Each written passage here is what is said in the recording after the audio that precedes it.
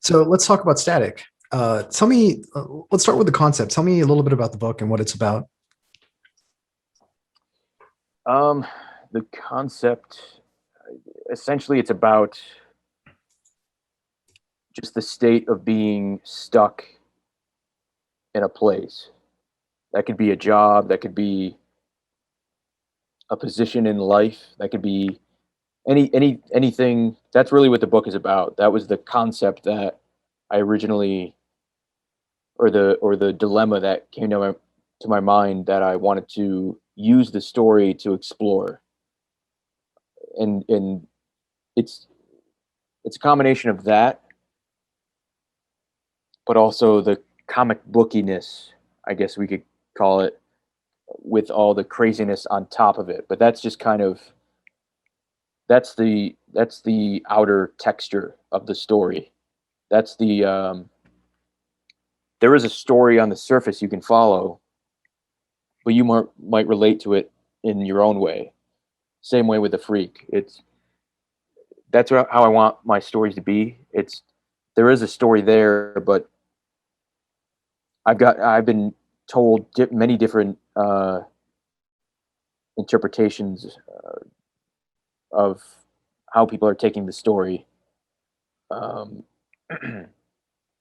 so yeah, that's really what it. If I had to summarize what the story is really about, that's the main concept. Just being stuck in a cycle or a loop or a state of being and not knowing how to break out of it.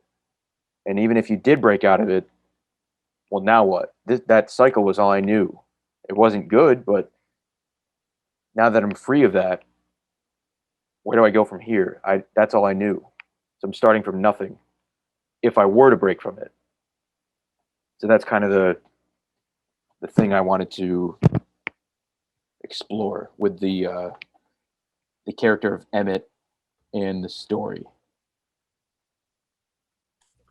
Now, the drawing style for Static is actually quite different from the Freak. Do you consciously adopt different styles for different books? Do you try to make No, every do you try to make everything look separate from each other? no. It happened to be that was the evolution phase that I was at that point. I was like a new Pokemon at that point. It kind of like what we were talking about earlier. That's just the phase I was in at the time, and I feel like that book. It was a combination of the choice of doing a lot of small panels, so you don't have a lot of room to necessarily show a ton of detail. Like if you were to do all three or four, maybe even five panel pages, you have more room to show more texturing or detail or that kind of thing. But if everything's tiny, you have tiny little panels, everything is shrunken down, so you don't have a ton of room. So that's part of it. But as the story goes on, that's less so the case. But but yeah, it's that was just it wasn't an intentional. Oh, I'm going to draw this one with a different style, so that it just happened to be that way. That's where I was at that point, and it does kind of evolve even through the story. The art style does a little bit change. Like the first chapter, I don't know if people would notice, but the first chapter is one way, and it does get a little more, I guess, bold and more. Yeah, that's the word I would use. It gets a little bit more bold, and yeah. Whereas before it was kind of the in between. Really, this whole art style I was at that point, it's the in between of what I did on the Freak and Crimson Flower. So it was like the transition between those two. So Now, did the choice to work in color also affect your drawing style or influence the way that you approach the page? no, because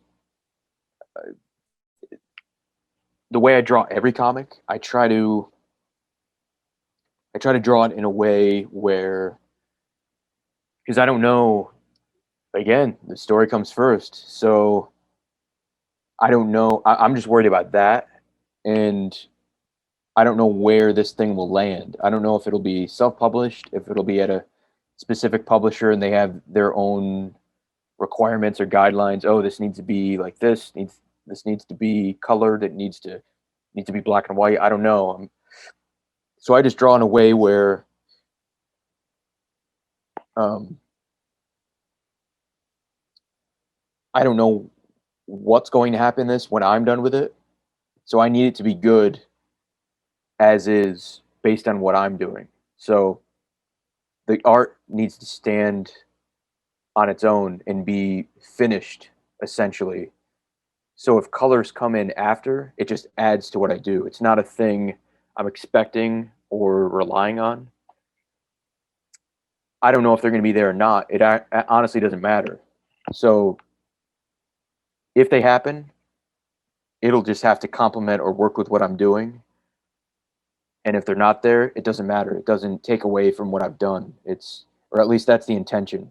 I'm hoping, not even hoping, I'm working in a way that I put enough detail and enough, you know, I put enough there that it stands as a comic on its own.